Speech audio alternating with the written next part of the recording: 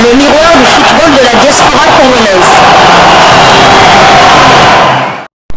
Vous êtes sur Diasco Foot, le miroir du football de la diaspora congolaise. Diasco Foot vous dit bonjour, tout plaisir est pour nous de vous retrouver, mais surtout de savoir que vous êtes nombreux en train de suivre votre chaîne YouTube dédiée uniquement aux footballeurs de la diaspora congolaise. Salut Zap, c'est l'heure de partager avec vous quelques news que nous avons pu récolter pour vous, des news concernant certains de nos internationaux des binationaux qui se sont illustrés dans leurs clubs respectifs. Et pour le numéro d'aujourd'hui, nous le débutons du côté de l'UEFA Champions League. Les champions d'Europe pour Elia Meshak, le Bayern pour Cédric Bakambu. Vous l'avez compris, nous parlons du tirage au sort de la phase de groupe de la Champions League européenne. L'Union européenne de football association, l'UEFA, en sigle, a procédé le jeudi dernier au tirage au sort de la phase de groupe de la Ligue des champions qui débute ce mois de septembre. Les internationaux congolais Meshak Elia et Cédric Bakambu, deux Congolais concernés par la compétition, sont désormais fixés avec leurs équipes sur leurs différents adversaires auxquels ils feront face. Cédric Bakambu et Galatasaray héritent du groupe A où ils vont affronter les champions d'Allemagne, le Bayern Munich, le Red Devils d'Angleterre, Manchester United et les Danois du FC Copenhague.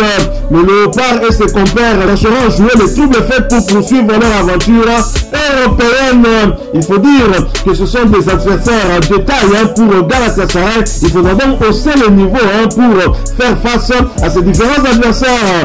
Dans le groupe G, Elia Meshak et les Young Boys de Berne croiseront le fer avec les champions d'Europe en titre, Manchester City d'Erling Haaland, meilleur joueur UEFA de la saison devant Lionel Messi et Kevin De Bruyne.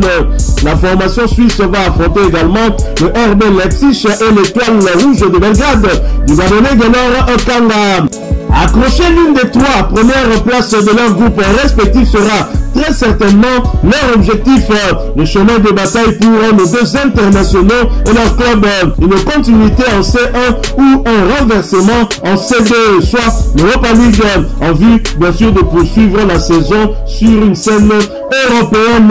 Ce ne sera pas facile, mais Young Boys de Berne a déjà une petite expérience avec Elia Meshak qui ont déjà eu à croiser l'autre équipe de Manchester United. Il n'était pas ridicule, mais c'est vrai que là, face à Manchester City, c'est un autre level. Bonne chance à nos deux internationaux. Nous restons toujours en compétition européenne interclub. Nous quittons nos deux internationaux qui vont, les seuls qui vont disputer la Champions League cette saison, la phase de groupe, pour aller du côté de la Belgique pour parler de l'Europa League conférence. Ça passe pour l'international congolais Joris Kayembe, son club battu 1-0 dans le temps réglementaire. Le KRC Genk remporte la séance de tir au but, 5 tirs contre 4 contre la Dana Dermi Sport de Turquie et se qualifie pour la phase de groupe de la Ligue Europa Conférence. Pour rappel, le match allait s'était soldé par une victoire belge de 2-1. Joris Kayembe titulaire, il a été remplacé en deuxième mi-temps. Toujours dans le cadre de l'Europa League Conférence, Besiktas et ses Léopards sont également qualifiés. Victoria à l'aller sur le score de 2 buts contre 3. Besiktas a récidivé en s'imposant en retour face au Dynamo Kiev sur le score d'un but à 0, un but signé l'international camerounais Aboubakar Vincent. Le club turc se qualifie donc pour la phase de poule de la C3 européenne. Jackson Memoun est titulaire, tandis que Arthur Maswaku était absent pour cause de blessure. Le tirage au sort a eu déjà lieu et nos internationaux connaissent leur adversaire. En effet, ils sont logés dans le groupe où ils feront face au club belge du club de Bruges, de Bordeaux Glimt et de Lugano, club suisse. De l'autre côté, Joris Kayembe va affronter les Italiens de la Fiorentina, Ferencvaros et Kukariki. Voilà donc les adversaires de nos internationaux avec un calendrier un peu plus précis pour Joris Kayembe et le KRC Genk. La première journée va avoir lieu le 21 septembre prochain, la deuxième le 5 octobre, la troisième le 26 octobre, la quatrième le 9 novembre, la cinquième le 30 novembre et la sixième le 14 décembre 2023. La saison 2023-2024 de l'UEFA Europa League Conférence va se terminer au stade Hagia Sophia à Athènes en Grèce le 29 mai 2023. 24. Alors, donnez-nous votre avis sur ces différents groupes qui concernent nos internationaux congolais. Ont-ils une chance de pouvoir se qualifier pour la prochaine étape de cette compétition? À vous le clavier. Nous allons cette du côté de l'Angleterre où l'on jouait le barrage retour de qualification pour les phases de groupe de la Ligue Europa Conférence. Aston Villa qui recevait Hibernian l'a étrié sur le score de 3-0. Ezri Konza, bien évidemment titulaire, mais a été remplacé à la 46e minute de jeu. À noter qu'il s'agissait de sa 5e titularisation consécutive. Ezri Konza a profité de cette titularisation pour porter à 414 minutes son temps de jeu sur les 485 minutes possibles. Le national congolais a participé à tous les 5 matchs avec son club. À savoir qu'Ezri Konza reste toujours éligible pour jouer avec le Léopard de la RDC. De l'autre côté, titulaire également, Rocky Bouchiri a disputé quant à lui l'intégralité de ce match pour sa deuxième fois consécutive. Bouchiri a porté à 296 minutes son temps de jeu sur les 854 minutes possibles. L'international congolais a participé à 5 des 9 matchs avec son club. Aston Villa est donc qualifié pour les phases de groupe de la Ligue Europa Conférence. Prochain rendez-vous pour Ezri Konza et son club, ce sera pour le compte de la 4e journée de la première ligue anglaise, championnat anglais de première division, le déplacement sur le terrain de Liverpool FC le dimanche 3 septembre 2023 sur le coup de 14h de Kinshasa. Quant à Hibernian, le club écossais, pour le prochain rendez-vous, ce sera pour le compte de la 4e journée de Scottish Premiership, championnat écossais de première division, et le déplacement sur le terrain d'Aberdeen. Ce match également prévu pour demain dimanche 3 septembre sur le coup de 15h de Kinshasa. Nous quittons l'Angleterre, nous allons du côté de la Serbie, toujours pour le compte des barrages retour de qualification de la Ligue Europa Conférence.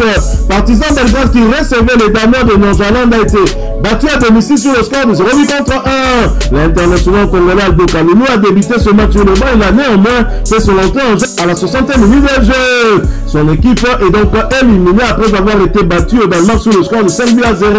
Aldo Kalulu a porté à 311 minutes son temps de jeu sur les 786 minutes possibles. L'international congolais a participé à 7 des 8 matchs avec son club et reste toujours muet. Prochain rendez-vous pour Partizan Belgrade, ce sera pour le compte de la 5e journée de Jelen Superliga, championnat serbe de première division, et le déplacement sur le terrain de IMT. Ce match est prévu pour demain dimanche 3 septembre 2023 sur le coup de 19h de Kinshasa. Nous quittons la Serbie, nous allons du côté du Qatar où l'on jouait la 3e journée de Qatar Stars League, championnat qatari de première division. UMM Salal qui recevait Qatar et ça a partagé le poste final de but partout. Titulaire, l'international congolais non convoqué par Sébastien Desabre, Ben Malango a disputé l'intégralité de cette rencontre.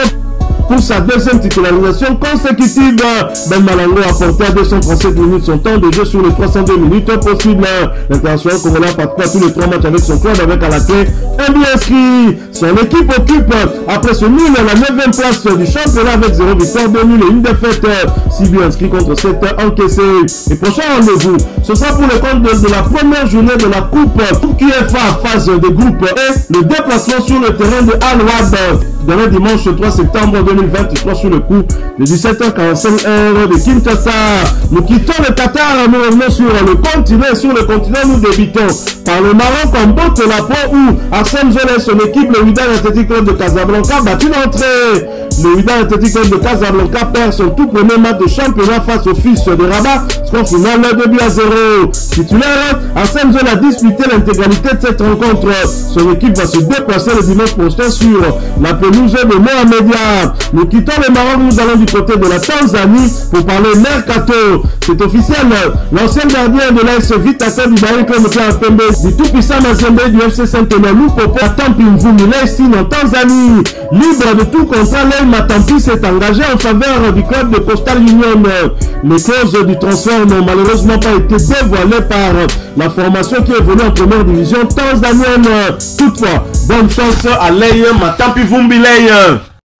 Voilà, nous sommes arrivés à la fin de ce sujet. Si vous l'avez aimé, n'hésitez pas à nous laisser un maximum de j'aime. N'hésitez pas non plus à partager avec nous votre opinion. Si vous en avez une par rapport au sujet que nous venons de vous proposer, laissez-la nous à travers un commentaire. Abonnez-vous si vous êtes nouveau ou ancien que vous ne vous êtes pas encore abonné sur cette chaîne Diasco Foot, parce que nous sommes le miroir du football de la diaspora congolaise. Et n'oubliez pas qu'en vous abonnant apparaîtra une petite cloche de notification. Cliquez dessus pour ne plus rien manquer des prochaines vidéos que nous allons vous proposer. Encore une fois, merci à vous, avec espoir de vous retrouver très bientôt avec un autre sujet d'actualité. En attendant, portez-vous bien et Diasco Foot vous dit au revoir.